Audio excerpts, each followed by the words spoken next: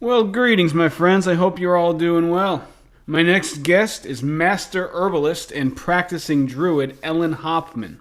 She's the author of multiple books, but today we're going to be focusing on her newest work, which is titled The Sacred Herbs of Yule and Christmas: Remedies, Recipes, Magic, and Brews for the Winter Season. Sacred Herbs will be enjoyed by anyone interested in herbs or cooking. It's also packed full of fascinating stories of Christmas from all around the world. Stories that go well beyond Old Saint Nick and delve into areas including werewolves, demons, and all sorts of other assorted nasties. And I have to confess, that was my personal favorite part of the book, though I do intend to make some of these recipes myself. Through our conversation, we also get into topics surrounding the history of druids and Celtic spirituality and all kinds of other interesting things. Ellen has a wealth of information about these topics, and it was just a generally fascinating conversation that I think you are all going to enjoy. I am fully confident you will all enjoy. And so, with no further ado, here's Ellen Hopman in The Sacred Herbs of Yule and Christmas. Thank you very much, everybody. I hope you're all doing well, and I mean that sincerely. I hope your 2024s are successful and happy. Peace out, my friends. But this is again part of the same theme. This is the darkest time of year. So at this time, the 12 days of Christmas, is when werewolves come out and, you know, so in Latvia and Estonia, stories tell of an innocent looking little lame boy. And this would be worthy of a Disney cartoon almost, Mm-hmm. who wanders the countryside summoning Satan's followers to a gathering. Anyone who lags behind is beaten with an iron whip. In the end, they all transform into wolves and remain in that form for the 12 days of Christmas. All right, Ellen, thank you very much. Really appreciate you taking the time to talk, and got your book right here. And it is a fascinating and fun book. Ah, there we go. There we go. When Intertradition sent me that one, it was interesting because Christmas isn't, it's not something I walk around feeling an interest in. So I saw it and I was like, huh. But then I started reading it, and man, there's so much fascinating stuff in there. I love the book. So before we get into some of the details of it, could you just say what inspired you to pick this subject? Well, there's actually three books now. I don't know if you've seen the other ones, but I have. it's part of a trilogy. Now, the first one is called The Sacred Herbs of Samhain. It's not Sam Hain. Samhain. Really? It's that one, huh? Yeah. And Samhain is Halloween. Hmm. So that was the first one. And of course, because it's a Halloween book, it focuses on the herbs of fall, which is mostly roots, barks, berries, things that you gather in the fall. And then the next book was The Sacred Herbs of Spring. And all these books, it's all the same idea. I talk about the history of the festivals. The Sacred Herbs of Spring is about Beltane or May Day. So I go into great depth around the world, not just one culture, but many different cultures. The Sacred Herbs of Samhain is a bit more Celtic. The Sacred Herbs of Beltane, I actually got into some of the Roman celebrations, like the goddess Flora was celebrated, the goddess of flowers, who people don't really understand because they thought flowers were extremely important. They weren't Hmm. just, floofy little things. And because if you don't have flowers, think about it when you have a bad year and the apple trees lose their flowers, Right. you have no crop. Right. So that's why they had a festival for flora, because they wanted to make sure they had good flowers. Hmm. Wow, that's So they could fascinating. have wine and apples and things. And then the third one is the sacred herbs of Yule and Christmas, which is winter. So it's things you can gather in the winter, the conifers, pines and berries that are still available, and then of course the magic and the lore and lots of recipes. And that's kind of what I've been thinking. I also have a kid's book called Once Around the Sun, where do something similar. I do stories for the entire wheel of the year and then give recipes and crafts So that's kind of the way my mind has been going for the last decade, I think.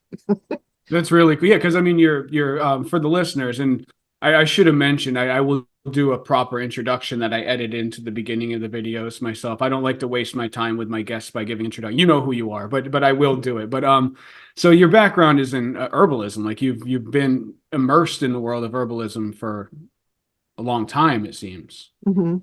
Yeah, Mm. since early 1980s. Wow. Yeah. That's really interesting. And yeah, in this book, I actually was just this morning sent my brother the birch bark cookies.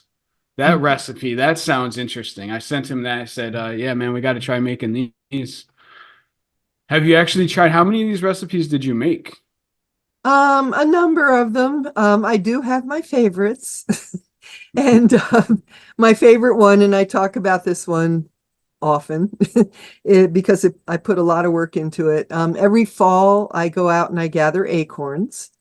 And I used to do it all by myself. Now I have friends that are interested. I've been trying really hard to teach people how to do this because it drives me crazy that there's oak trees. I live in an oak forest and there are oak trees everywhere here, and very few people know how to do this, which is crazy. But we go out, we get the acorns, then we bring them back. And contrary to what I see there's a lot of videos online and about how to process acorns. None of it makes sense to me because what I do is I try to find green ones. So I go very early in the season as soon as they start falling. Because if you wait until the acorns are brown, only about one out of every five is good. Most of them are rotten. So you get them when they're green. And then I have rocks. I don't have anything fancy. I have two rocks that I picked up by a local lake. One has a slight depression, the other one is flat. I smash the acorns one at a time, pick out the meat, and because I've gathered them green, it's almost 100% usable. I don't have any waste. And then I immediately put the nuts in water. And after I've got a nice big bowl, and that takes usually hours and hours, I mean, 4 or 5 hours of work, which it's better to have friends because, um, or I put on a CD and I listen to Irish music, but then you take those and you make a gruel, you put them in the blender, just enough to make a gruel, and then the gruel, you have half gruel, half water in glass jars. And those jars, I keep them in the refrigerator. I don't know if that's strictly necessary, but that's what I do. So for 2 weeks, I pour off the water, put in fresh water, and I keep doing that for 2 weeks. And then I strain out everything, roast it in the oven till it's completely dry. And then when I want to make a cake, and you can make cake, cookies, bread, whatever. I have a recipe for a beautiful cake in the book. You, I have a coffee grinder that I Mhm. use just for the acorns. And so I put the dried gruel in the coffee grinder and I make flour. And I have fresh acorn flour anytime I want to bake. So that's Hmm. the one that I'm known for at Christmas time, and I bring them to people's houses. And I once figured it takes about 80 hours to make one cake. Holy cow. So so it's quite a present. Yeah. I hope they understand the commitment that you put into it. Most people don't, unless you No? actually tell them, this took me 80 hours. They have no idea. But it's amazing. And it's really good for you. It's healthy. It has more protein than wheat flour. Hmm. And you can use gluten-free. I use half acorn, half gluten-free flour. So that all the gluten-free people, it's hard to keep up, so they can have it too. Hmm. Um, and that's my main Christmas thing. Very cool. That's not the snake cake? No, that's not the snake cake. Okay, yeah, because I actually took a note. Could you just talk about the snake cake a little bit? Because I just think it's interesting, and I think people would be interested to hear it. Well, a lot of cultures have snake cakes, but I have these three books. I have a detailed ritual in each one. So the sacred herbs of Samhain, I have a ritual for the Morrigan, who's a triple Celtic goddess.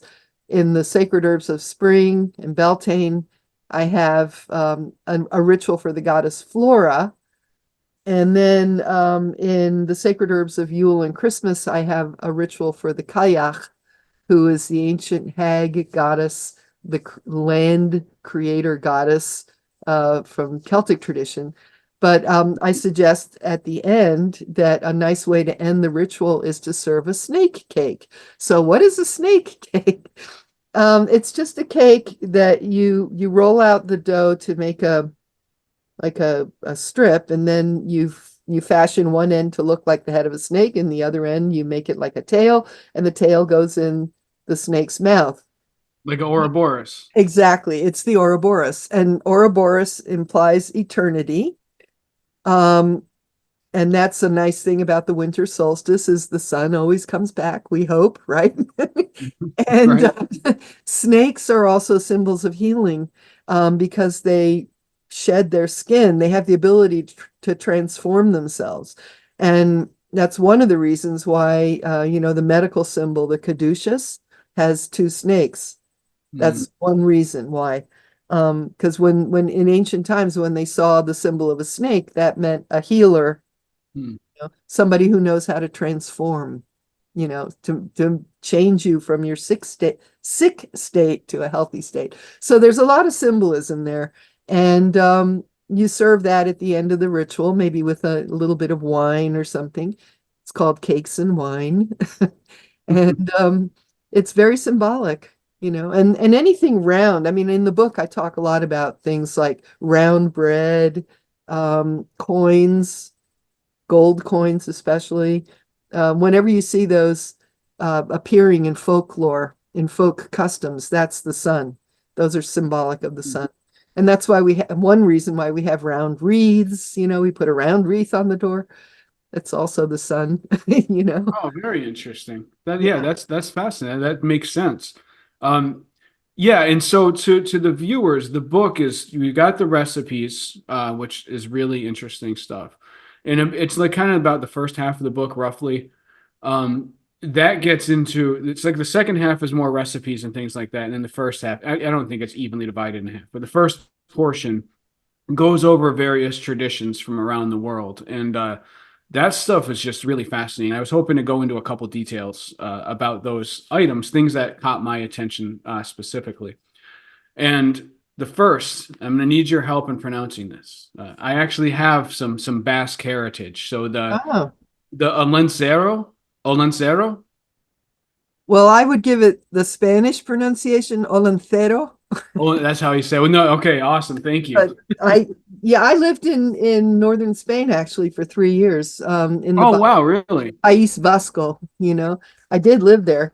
Um, and I do speak a little Spanish, but olencero.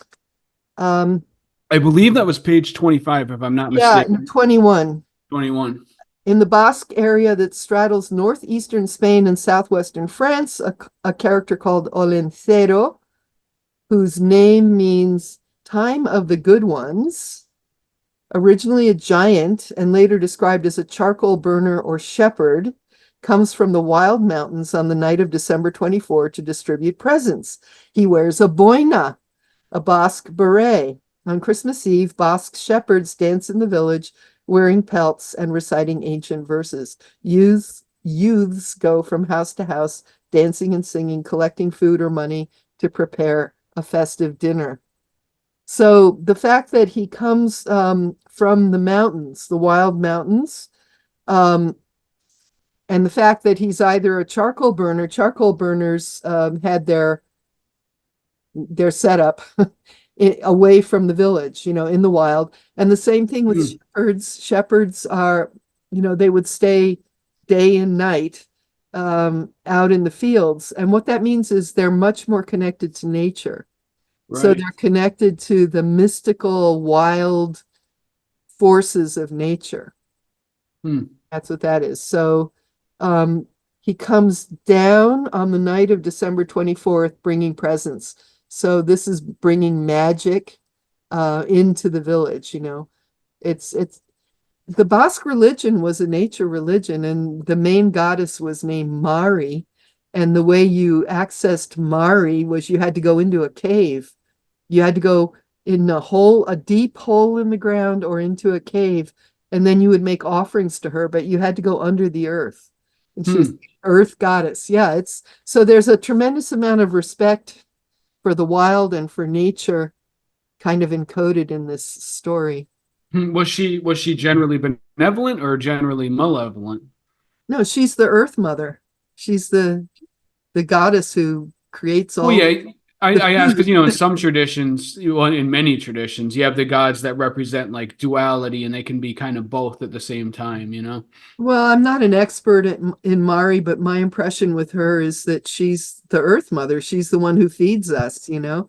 Hmm. So when you're making offerings to her, you're giving thanks to the earth for all that it gives you, because Very cool. the earth is your mother, you know?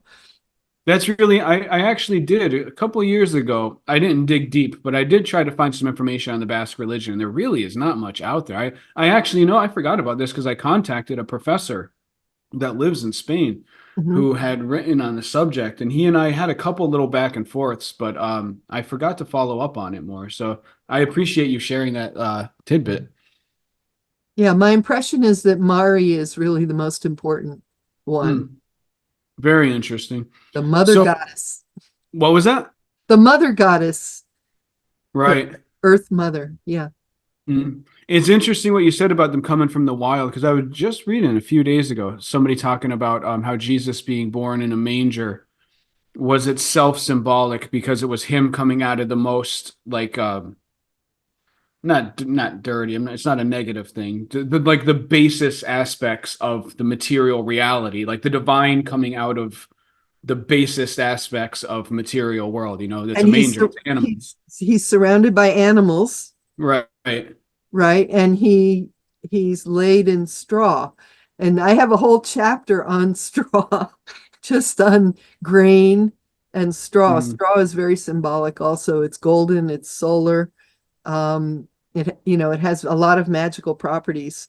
So in many different traditions at Christmas time, you put straw under the tablecloth at Christmas dinner, or you put straw under the table, or you lay straw on the ground and people actually sleep on it because it has the energy and power of the sun.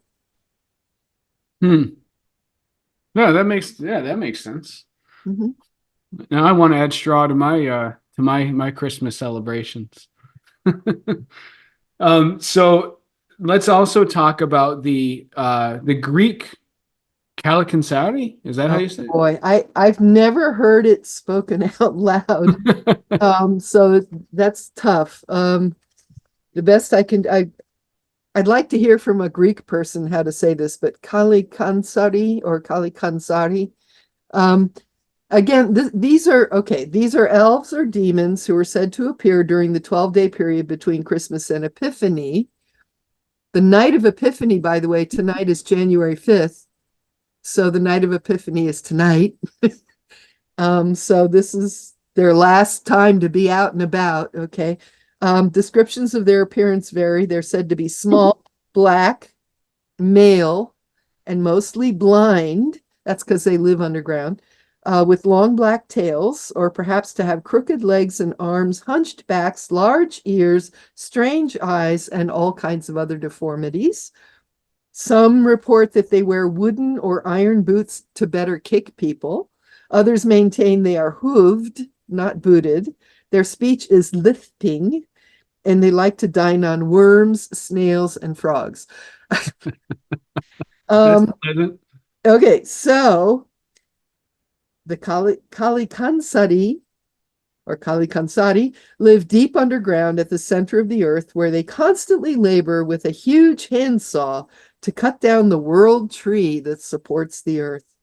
They're terrified of the sun and emerge only at Yuletide during the darkest days of the year. And again, tonight is their last night.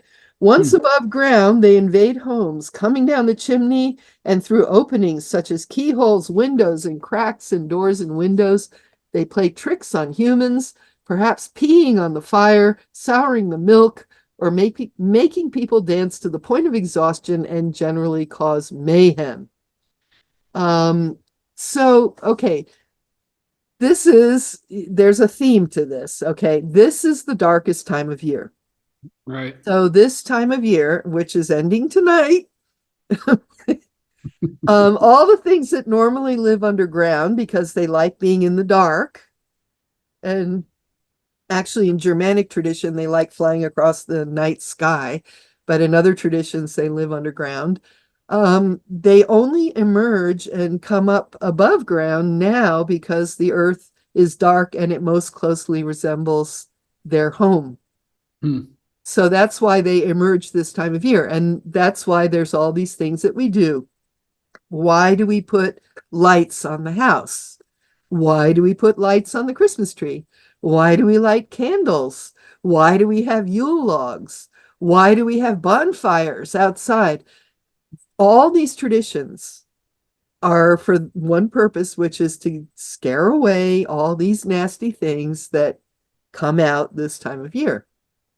And you find it across different cultures. And what's interesting to me is we're still doing this stuff, but we just don't know why. Right. Anyway, the best way to control them is by fire, which they're deathly afraid of. For this reason, a large Yule log is kept burning in the hearth for the entire Yuletide period. You can also repel them by hanging herbs of protection and purification, such as hyssop, thistle, and asparagus, or the jaw of a pig. Now, in the book, I talk a lot about the magical properties of plants, of course. You can leave a kitchen colander on the doorstep to distract them because they are so stupid that they can only count to two, and they will get lost counting the holes in the colander all night. And, again, there's different cultures that have similar traditions. I think this is also a Greek tradition. You make balls of wheat and water and salt or sugar, and you throw them on the roof. And the reason you do that is because, again, the spirits are very stupid and they can only count to two. And if you put 12 balls on the roof, they will get hopelessly tangled trying to count them, and then they'll never bother you because they'll be lost. And in Yeah, other that's interesting. yeah, and in other traditions, they say that that's how you repel witches. Although I know witches, and in my experience, they tend to be very intelligent people. But um, and then the Celtic knotwork. If you've seen Celtic jewelry, it often has knotwork. Same thing with Scandinavian, Germanic, Viking jewelry. You'll see that knotwork. Hmm. That is to confuse the nasty spirits. It's a protective device, because they'll look at it and they'll get totally hopelessly tangled up in it, and they'll leave you alone. That's the That's interesting. That was, I have to say, some of my favorite stuff in the book were the more darker, the darker traditions from around the world. Because it's, growing up in America, I just always think of Christmas as it's a fun time. It's, good stuff. And it's interesting to read all these like nightmare. The one the Latvian and Estonian you mentioned, there's like a lame boy that roams the countryside summoning Satan's servants.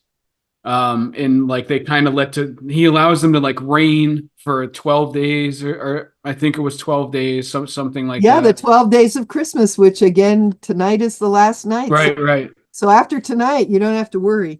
But this is again part of the same theme. This is the darkest time of year.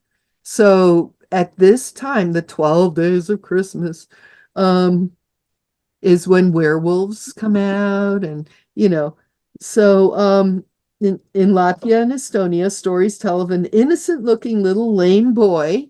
And this would be worthy of a Disney cartoon almost, Mhm. who wanders the countryside summoning Satan's followers to a gathering. Anyone who lags behind is beaten with an iron whip. In the end, they all transform into wolves and remain in that form for the 12 days of Christmas. So they would magically transform tonight back into humans. But Yeah. yeah, werewolves in Eastern Europe. Werewolves are popular. And one thing that's not in the book, which I only learned after the book came out, which is why it's not in the book. Um, Werewolves tend to their favorite night to come to the house is December 24th. That's when they want to come. So if a stranger knocks on your door on December 24th, you don't know who it is, and you open the door, you're supposed to have some ashes ready. And this is not in the book. Okay, I found this out recently. This is Hmm. big in Lithuania. You have some ashes, and if it's a werewolf, you throw the ashes at them, and that stops them. So, a couple of things. That's probably a memory of the idea of keeping the embers going in the fire, because normally at night you would bank the fire, which means you would cover the ashes so that by morning you could easily put on some peat or some wood or, to Hmm. get the fire going again. But for the 12 days of Christmas, you're not supposed to do that. You're supposed to keep the fire going. So because things can come down the chimney, right? Um, Things can come in the keyholes. That's an opening. Things can come down the chimney. You're not going to have your windows cracked or your door open because it's cold. These are Right. these are Northern European traditions. So the chimney and the keyhole are the two most dangerous places. So just make sure that you have a key in the keyhole. And if you have a fireplace, you got to keep the fire going. So I think the idea that you can throw the ashes at a werewolf is just a memory to, keep the embers alive. But another nice little convenient thing, I thought about this, if you do throw the ashes out, um, it prevents people from falling on the doorstep. Because if you Oh, have right. Yeah. snow and ice, right, it's a good idea to have ashes. So it's a very practical idea. All Hmm. these things usually have a practical aspect. That's really interesting. Speaking of werewolves, I don't know if you dally at all in the cryptid community, but they're calling them dogmen as opposed to werewolves, but it's basically the same thing. Over the last couple of years, I mean, it is literally the same thing. Over the last couple of years, there's been like a research, and I'm not, for me, the cryptid thing is pure entertainment. I'm not like a hardcore cryptid person, but I do find it really fun to follow. And the whole dogman thing has just over the last couple of years has gotten much bigger, and people are discussing it more like Bigfoot, like kind of taking it a little seriously, you know? Well, So, Bigfoot does exist, right. but not in the way that you think. Because I was in it was either Washington or Oregon. I forget. I was talking to a Native American person. I lived in Washington for 14 years, FYI. Yeah. Okay, so I was talking to a Native American person, indigenous person, and of course they have thousands of years of stories and knowledge about this. And he explained that Bigfoot is a fairy. It's a spirit. So, but they do stink. They have a smell. So if you ever get close to one, they smell. But that's why they will never find one, because you might see one, but you're not going to find it because they live in a different dimension. Right. Well, that's like the whole Jacques Vallée school of thinking. And maybe you don't know that name. He I was like don't one of know the any of first. this. He No. was one of the first credentialed scientists to look into UFOs, which then brought him into the whole crypt, like just the whole paranormal world. And Mhm. he wrote a book called Passage to Magoni. I believe he published it in the 70s, but it was very influential because his take, which and now you have people who are you can call them like the valet school of thought, which is what I subscribe to, is that these things come from kind of a common there's something about the nature of reality which we could call another dimension, kind of a convenient short footnote way to say it. But just what you said, basically just what you said, that these things are coming from somewhere else and that they only appear briefly and then they're gone, which is why we're never going to physically find one. Well, they're not coming from somewhere else. They're here, Right. Well, yeah, I mean, it depends. Yeah, what you mean by somewhere else, like a different angle of this reality a or different whatever. dimension. Yeah. I mean, Right. we live in a slower dimension, but fairies, angels, Bigfoot, all those creatures, um, some people can see them. It's just, you just have to slow yourself down. Um, some people do it by fasting. If you've ever done a Native American 4-day or 7-day, no food, no water fast, sometimes you can slow down enough. I've only done it once. I didn't see Mm. them, I heard them. Oh, But really? well, some people hear them, some people see them, some people actually feel like they can touch them. Everybody's different. I don't see them, I hear them. I've heard them singing. But Wow. yeah, but you have to slow down, you know. Think like a tree. Huh. When Tree. when you did this fast, did you stay stationary for that whole time, or did you go about your regular life? No, no, no. No, you do a ceremony. I did this with Native American elders, with Cree elders. So it was very traditional. There's certain foods that you eat. Um, Osha tea, for example, which is what the bears eat before they hibernate. So, so you have that, and then you have just a little circle in the woods. You mark your circle, you put prayer ties around the edges, and you have your little tent. I had a tent. Some people don't do that. Some people just sleep on the ground, but that's very, Hmm. very hardcore. But I just had a little tiny tent, and you have no food and no water. And the elder comes at least once a day just to check up on you and make sure you're okay. And um, pretty quickly, I started having I can't call them visions because I didn't, well, actually, I did have a vision. I take that back. I saw something, but what I saw was not fairies. I heard fairies. Hmm. What I saw was a battle, which is really weird because apparently, Really? well, right next to where I was, I had no idea. I was in an old growth forest, right? So, I was kind of at the top of a little rise. And one day I looked down and I saw a battle. It was terrible. I saw people getting killed. I saw blood all over the place. Like, was this a time of firearms or swords or? Um, I honestly don't remember. I just remember being horrified because of a lot of blood. I have a feeling it was Native Americans versus white settlers. I think that was, Hmm. um, Man, that's fascinating. Before, and I don't want to get too hung up on this one experience, but this is fascinating. I have to ask. So, were you were you already persuaded or convinced about the existence of these interdimensional entities before that event, or was that event what like initiated you into that frame of thought? well, I've been a druid for 40 years. So I've been Hmm. hearing the stories, of the Sheehy, of the fairies, and I've visited the fairy forts in Ireland and Scotland and England, and so I mean I knew about it, but when I went into the fast, you're supposed to have an intention. Different people had different intentions. And my intention was that I wanted to communicate with the fairies. And it was incredible. It was like literally like within an hour. That's how fast it Really? was. Yeah. So I wasn't, starving or dying of thirst or it was immediate because we had eaten that morning. We had food, we had water, we had tea. Um, and it was very fast. And the thing is, I've been able to hear them ever since. Wow, So, really? I will go out in nature every once in a while. And it's not anything that I'm trying to make happen, but I will hear them, you know. Wow, man, that is so interesting.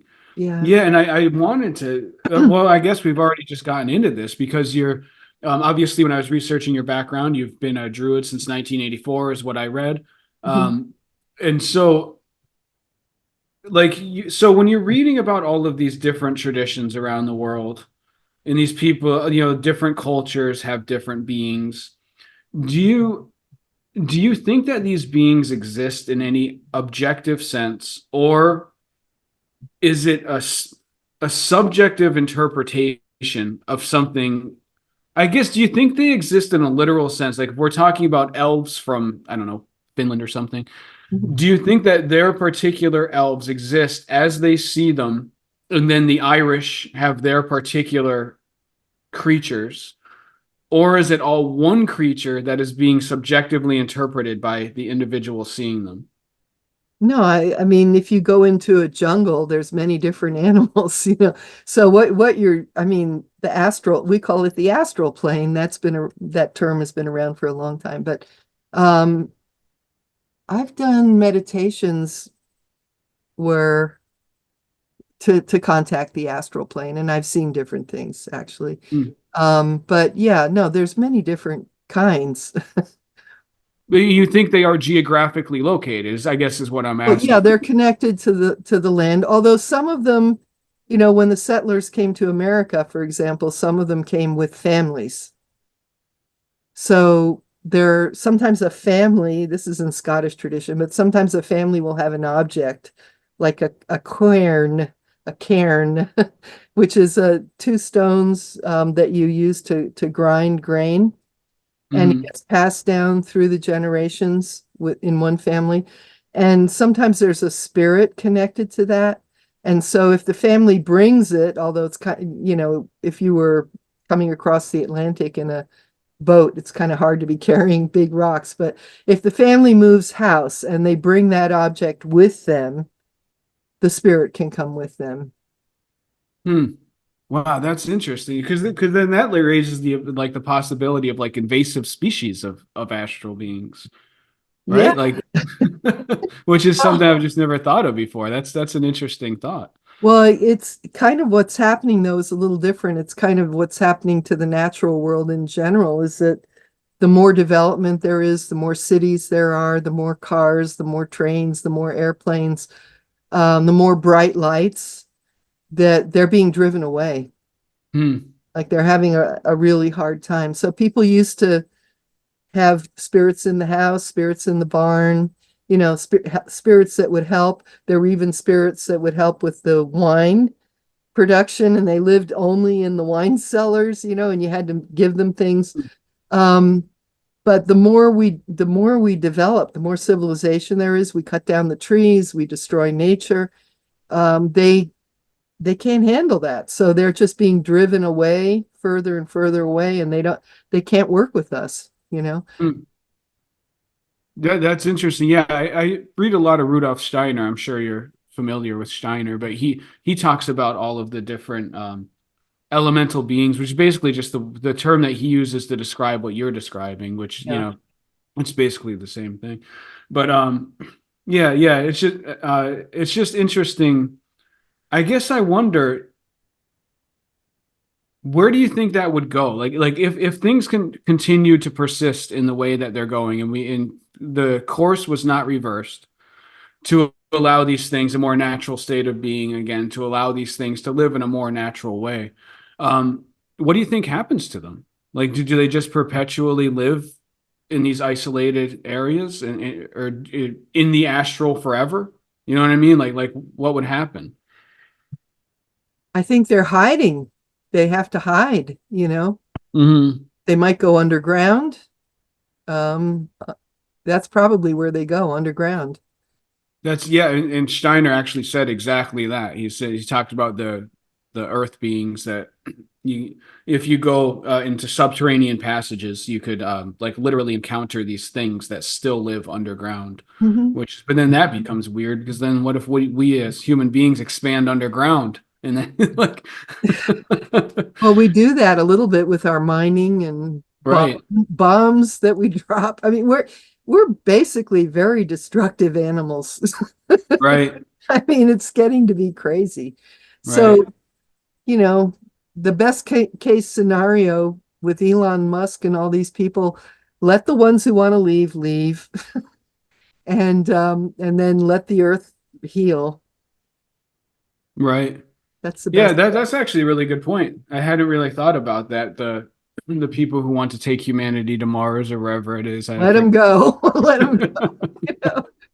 I know. I've actually always I've always found that an odd impulse. Like, why would like we're surrounded by life and all of these beautiful things. Why would you want to? I mean, Mars is interesting and everything, but it's a dead planet. Like, why would you want to live there as opposed to here? I don't get it. Well, But I have theories, but I think that especially the male of the species, no offense, um, wants to inseminate endlessly. So if they can't do it here, they got to keep going, to mm, another planet or whatever. But right. um, Well, that's I mean, there's a lot of people that are convinced that we can't survive here. yeah, But that in itself is odd. That's illogical too, though, because you're saying that you're going to take us from one inhospitable place to another inhospitable place. Like right. any techniques that you found to exist on Mars would could just be done here if the planet dies. It just, I don't know, the logic of it is just There really is weird. no I don't logic. understand. There's no logic. I mean, we know how to stop global warming, but people won't do it. Yeah. Governments won't do it. You know, we don't seem to have the will. Hmm. Right. Well, yeah. I mean, it's hard to get. We have how much was it, 6 billion people on the planet now, and I mean, everybody has different priorities, different ideas. I mean, different cultures, and so yeah, I don't know. It's. I don't even think you could. I have this argument with my brother all the time. I don't think you could come to a universal consensus on anything. Like that's not how humanity is built. To my observations. But anyway, back to the book. Back to the book. So yeah, there we go. There we go. Let's get a good plug in. So you said this there's going to be what fourth book? Is Did I that say what you that? said? Well, I no, no. Well, I guess I assume that because you there's this is the This is third. third. I said it was a trilogy. Oh, you did. Okay, okay. I was thinking in my head be broken up by the four Well, seasons. I have yeah, a lot of people say that, but I have a like I said, there's a children's book. Eh, Once Around the Sun, Stories, Crafts, and Recipes to Celebrate the Sacred Earth Year. Oh, I go into summer, uh, you know, fall. This is a fantastic book. By the way, tonight, that's La Befana. She's the Christmas witch. hmm. She comes tonight. This is her night. Oh, cool. And she comes down the chimney. Because, like I said, spirits can come down the chimney. And which cultural tradition was that? Italian. Oh, that's Italian, really? Yeah, La Befana. Huh. Do they also have Santa Claus? I think I don't think I think they would have Saint Nicholas. I think. Hmm. That's really interesting. I would have thought that Yeah. I guess I just assume that Europeans all have kind of similar traditions. Um, but no, actually I know that's not true now as I just read No, your it's book. not So true. now I know that's not true. What am I talking about? Yeah. No, La Befana is a very interesting character. I describe her in the book, but she seems to be, she was originally a Roman goddess, Strenua, who is the goddess of the new year. And the offerings were made to Strenua, and she gave you perseverance and strength and, all good things for the new year. And she was gradually demoted during the Christian era until she becomes a witch. So instead of a goddess being honored at New Year's, now you have a witch who shows up Hmm. bringing presents and good things. But La Befana flies across the sky on a broom. And so you're supposed to have a new broom every New Year's tonight. You put out a new broom and you put it Hmm. next to the fireplace because she comes down the chimney. And she comes down and she blesses the broom. So the next morning you can sweep out the whole house magically, sweep out all the bad or all the old stuff and out the door and Hmm. start the year fresh with your Oh, new, that's interesting. yeah, You said so she's a witch now, but you said she started out as what, like a goddess? a Roman goddess, Strenua. Wow. That's so interesting that it's evolved into a just a witch. Yep. Oh, that's the church for you. Yeah. Yeah, I was curious about I'm always really intrigued. You discuss this in the book a little bit. It's not a central feature of the book, but I'm really curious about the I guess you could call it a debate, but I think it's more of a conversation. Um, where well, no, it is sometimes a debate, sometimes an argument. The difference between so you have there is the school of thought that the Christian story was basically a there was a story that had been told many times previously, and the Jesus story was basically just it was like the horror story Mhm. that happened again, but for this time it's kind of stuck and became like a cultural thing that has continued to exist for a couple thousand years. And then you have the more traditional Christians. I'm not actually, I don't want to try to formulate their argument, but I've seen like worthwhile scholars who argue those points. And I'm always interested about it, but I don't know enough to come to a definitive historical conclusion. I'm curious as you, from a Druidic perspective, um, like I said, for the viewers, you are openly you were initiated in a Druidic tradition in 1984. Mhm. I'm curious, what is the Druid perspective on that? Because this is interesting, because the Irish have such an interesting history with the Christian religion, like good and bad. I mean, the Catholic tradition has done. I know a lot of Irish people that do not like the Catholic Church at all, No, and I very can few.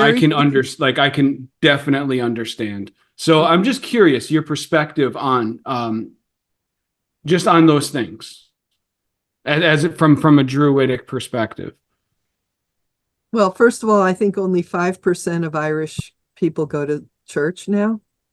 Wow, is And it that low? yeah, it's because of the pedophile Right. scandals, and they're horrified, and they just they're not interested. And what's interesting to me, I go to Ireland periodically. I've been 3 or 4 times now, and each time I go, I learn new things. Um, But the last time I went, I was actually invited to Ireland by an Irish farmer, a cow farmer, who was looking for a druid to bless his land. And I said, "Well, you have druids in Ireland. Why do you want me?" But he definitely wanted me, so off I went. Hmm. Um, but he had a large Irish Catholic family, I guess you would say. And Catholic and Protestant doesn't mean Catholic and Protestant the way we think of it. Um, Protestant means pro-British, and Catholic means Republic of Ireland, basically. So Oh when wow, yeah, really? it's a whole different, it's a thing. But anyway, but he had such respect, and he was so humble and respectful, and just because I was a druid and what I understood, and I hadn't done anything to merit that respect yet. I mean, I did do a couple of nice rituals for the family. But what I figured out was that because the the idea of the church was so repulsive, but they still had this strong spiritual sense, very Hmm. devoted spiritual sense, and they had to put it somewhere. So what's happening now in Ireland is Druidism is coming back. Really? Yeah. There's a place called Ishna, which it was the home of the perpetual fire of the Archdruid. And it's the exact geographic center of Ireland, and it was a holy place before the Christians got there, for thousands of years. And there was always a big festival there at Beltane, which is May Day. And in my lifetime, I've seen it go from being a park until gradually now every year more and more and more people are showing up at May Day, and now thousands of people are showing up. And Hmm. it's the place where their ancestors went, for Hmm. thousands of years, and it's all coming back. That's really interesting, and it's cool too. As I find the Druid tradition to be one of the more interesting. and it's a shame to me that it's kind of just fallen out of popular practice. But so when we're talking about, like earlier, you said that these astral beings are actually geographically located, like to some extent, Mhm. like different areas, just like you have different animals, you have different of these astral beings. How does that how do you perceive that in your mind in terms of like Druidism? Is it Druidry? I'm not really sure how to say it.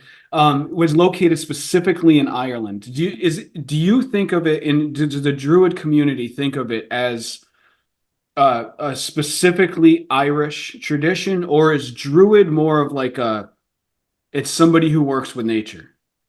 Well, there were Druids in Gaul, which is France, big parts of Germany, Switzerland, Austria. Oh, so they were not only located in No, Ireland. Okay. no, no, no. Scotland, all of Britain had them. Um, that's a huge topic. And by the way, I have a new book coming out in May called Celtic Druidry. Oh, cool. Maybe we can talk further. Um, Absolutely. but yeah, the Druids were a class. They were a class of people within Celtic society. They were the learned intellectuals. So to be a Druid meant that you were a master or mistress. There were female Druids, and I have an article on the internet. You can Google my name, Ellen Everett Hopman, female Druids, and it should come right up. But there's I will also put the link in the description. So this is for the viewers. In the description below this video, I will put the link to this. But please go ahead. Yeah, so there were female as well as male Druids because it was a caste, and it's like the Brahmins, the exact same social structure as you see in India. So Hmm. the Druids are the Brahmins, and then you had the warrior class, which is equivalent to the Kshatriya. Then you had the farmers and producers, and then you had the slaves, which is kind of equivalent to the Sudra, or the untouchables in Hindu society, because that's the Indo-European civilization. It's the same social structure, exactly. Hmm. So I think of Druidism as the Western end of Hinduism, or Hinduism is the Eastern end of the old Celtic religion. I mean, it's the same religion. And they both come from the same root. They come from the Vedic or Proto-Vedic scriptures and people. They have the same origin. One group went east, one group went west. But it's the same Wow. religion. Sacred cows, fire and water, making offerings to fire, making offerings to water, triple deities, Brahma, Shiva, Vishnu, Man, that's interesting. So in the Celtic, I assume it was the same, but in the Celtic version, was there any possibility of mobility between the classes? Absolutely. And there was in Hinduism also until the 9th Hmm. century. And what happened was, Really? yeah, when the Muslim invasions happened in India, then the civilization, the culture hardened. Hmm. That's what happens when people feel they're under attack, then the culture gets harder and more conservative and stuck. And that's why the caste system was frozen. But in Celtic thinking and in early Hindu thinking, the more learning you had, you could move up the social ladder. And if you behaved badly, you could move down the social ladder. So it was all very mobile. Wow, man, that is I definitely gonna have to talk to you about your next book because that's fascinating and that's really interesting.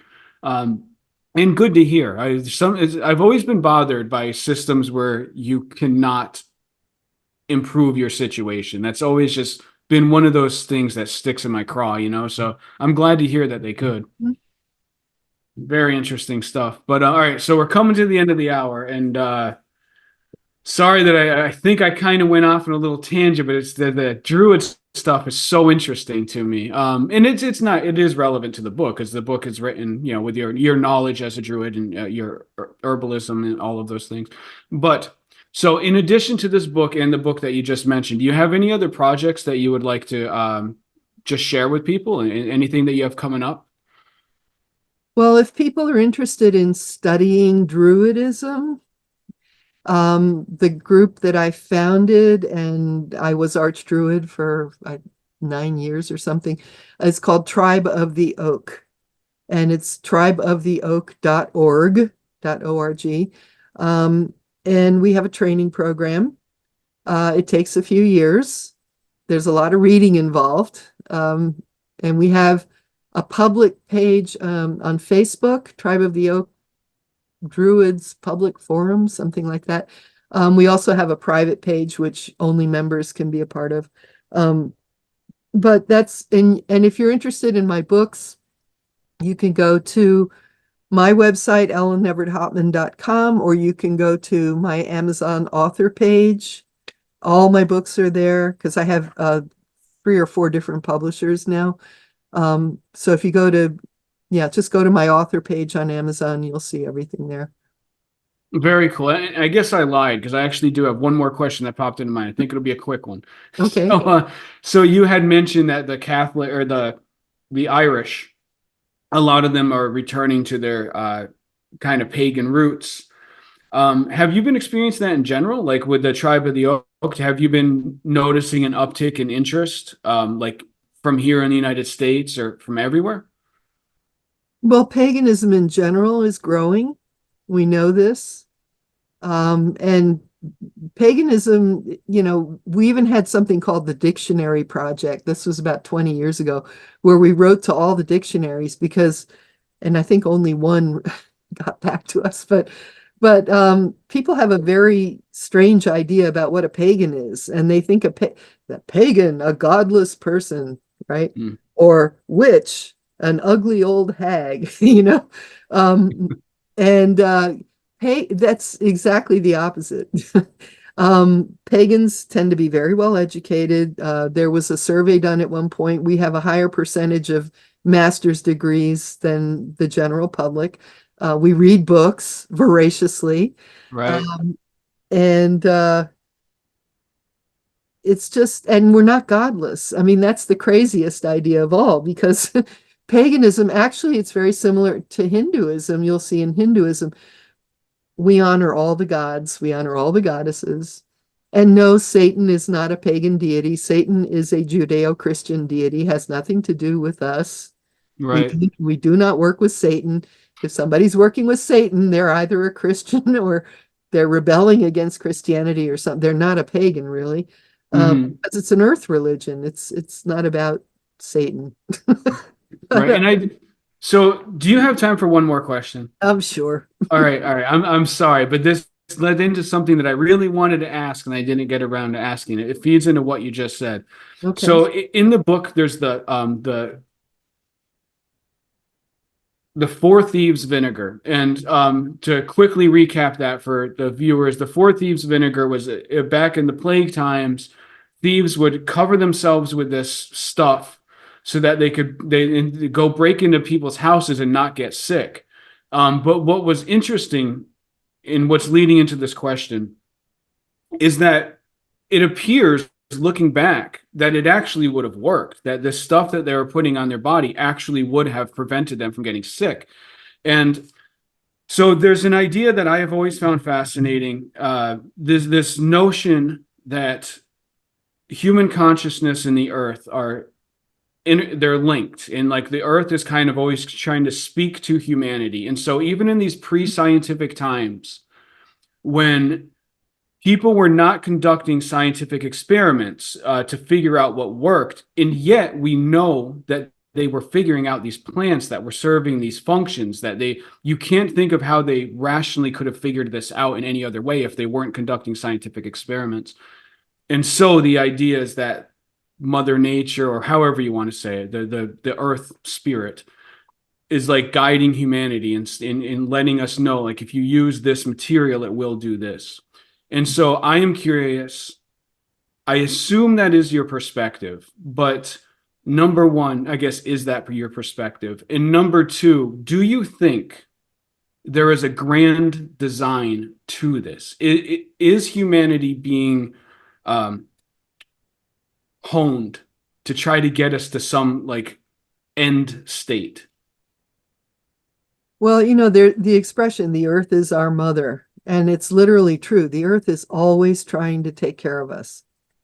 And if you pay attention, even if you live in a city, I used to live in Philadelphia. I would walk down the street and I would see certain medicinal plants, like in one area that was very polluted. For some reason, there Mm, would be a vast swath of this medicinal plant that was like a liver cleanser or something. So nature is smarter than we are. She's always smarter than we are. And nature is always trying to feed us and heal us. That's what nature does. And we're just not bright enough to see what's going on, you know. I mean, mm, I can't remember if it's in this book or one of the other books. I talk about what happened in 2008 when the economy collapsed and everybody was in a big panic because of the bank caused, you know, disasters. Um, mm, Everybody was terrified. They were losing their savings. I myself, I lost half of my savings. And that year, I went outside and it was a massed year. So the oak trees were going nuts. I mean, I have nuts, literally. I haven't seen anything like that since. I mean, you couldn't walk outside without getting rained on by acorns, you know. wow. And that was when I looked around and I said, oh, okay, she's trying to tell us that there's plenty of food here. You Mm, just got to pay attention, you know. So then right. that's when I started asking people. I say, look, I'll teach you. Just come here. I'll show you what to do. Nobody was interested. Mm, And I just thought that was amazing. It took me years before I found people who actually, because it's work, who actually wanted to sit down and learn how to process acorns, you know. right. But that year it was really obvious. It was like the more scared people got, the more food was being thrown at us, you know. Right. I got to tell you, this is so interesting how this. I just interviewed author who published a book on herbalism a couple days ago, and it's so weird because she said that their St. John's wort, I guess she said, has been like sprouting up naturally in a quantity she had never seen before, and she was saying basically exactly what you just said about St. John's wort. Right. So it's really weird to have that conversation with two different people in 3 days, and you both light on that idea. Well, it's true. I mean, the thing is you have to have the eyes to see and Right. the brain to think, you know, and you have to pay attention. And I think, people I don't have a smartphone, by the way. I refuse to get one. I'm horrified. I see people, they're like this, you know, and while they're like this or playing Candy Crush or whatever it is they do, I'm outside seeing owls and coyotes and bears and, talking to bears. I literally do that. And, and I'm having all these experiences and I'm seeing what's going on with the plants, what's disappearing, what's moving in, what's needed, and Hmm. you got to put that phone down. Right, right. And so to finish up the question that I asked, and thank you for the extra time, I appreciate it.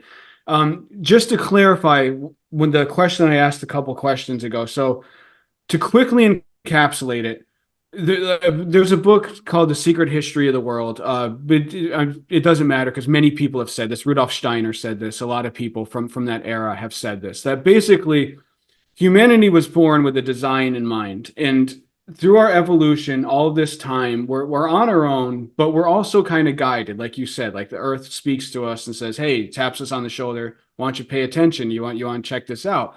Mhm. But the idea is there was an end in mind when this started, right? Like we're being brought to this conclusion, which is basically where we become more conscious, better people. Really, is a simplified way of saying it, but that we have to go through this multi-generation, all these resurrections, all these different lives, this long history of humanity, as we're slowly learning lessons on an individual level and on a mass level.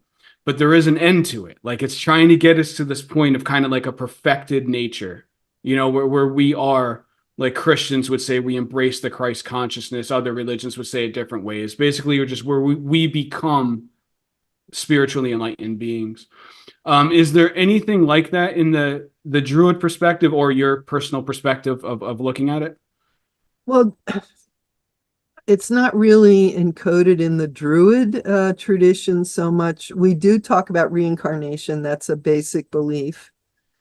But I was one of the founders of a group called the Order of White Oak, which doesn't exist anymore. And then I went on to create Tribe of the Oak just to keep the teachings alive. But we study the Vedic scriptures because, as I explained, the Celtic religion and the Hindu religion both come from the same source.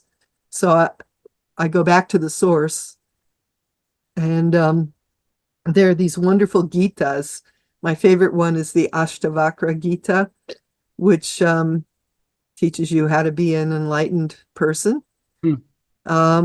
And I don't know. I mean, nobody's ever told me this, but I'm hoping that that we're headed that way. That would be nice. Although when you see the way humans behave, I don't think, well, maybe we're all getting there at different rates.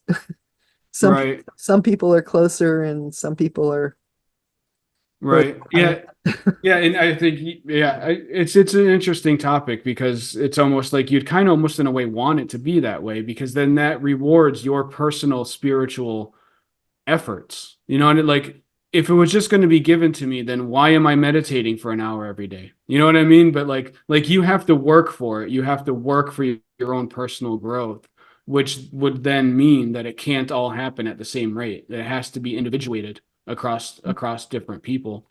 So I don't know. But thank you very much. And I'll let you go. I appreciate this conversation so much. I love talking about this stuff. This is why I started this endeavor in the first place. So I so appreciate this. Is there anything else that you would like to just tell people or anything? Well, if anybody wants to meet me in person, if you go to my website, ellenevertthopman.com, there's a calendar there. And I'm going to be in Orlando, Florida in June teaching. I'll be talking about Druid.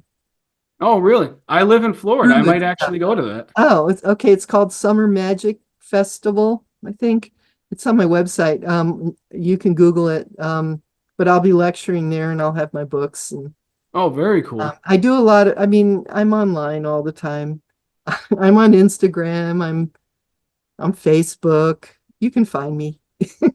Okay. Yeah, and I'll find all those links and they'll be in the description box for everybody who wants them. But so in the meantime, Happy New Year. I hope it has started out successful for you. I hope the book is a huge success. And I will definitely be contacting you to talk about the other book that you have coming because that's got me